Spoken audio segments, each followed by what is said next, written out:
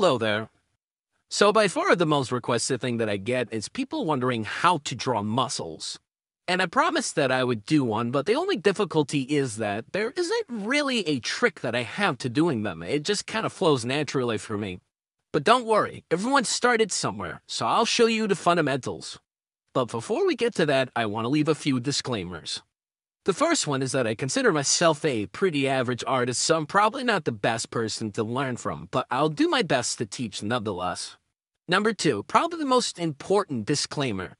Just wanted to remind you, everyone starts somewhere. So if you try drawing something and it doesn't turn out the way that you want it to, don't feel bad about it. Feel proud of yourself for trying and doing your best. Art is a skill, and just like any skill, it takes years of practice in order to hone in on your skills. Just remember that you're awesome and amazing in your own way, and you'll find your own style eventually, and that'll just come to you and flow naturally through your hands. So don't worry about it, just have fun with it. So we start with a circle. This is going to be the chest. Then you're going to draw a line wherever your character is going to be facing. This is where the chest will connect. Then draw two more circles. This is where the shoulders are going to be. Then you're going to draw two more ovals connecting to the shoulders. These are going to be the biceps and triceps.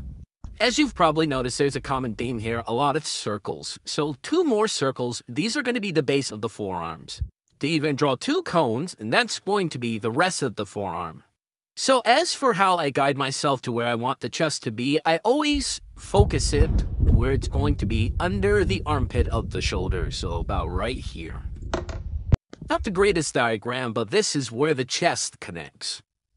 Then we're going to add the abdominal, and then we're going to add these guys here. This is where the chest rib cage ends, and that's where their stomach is going to be.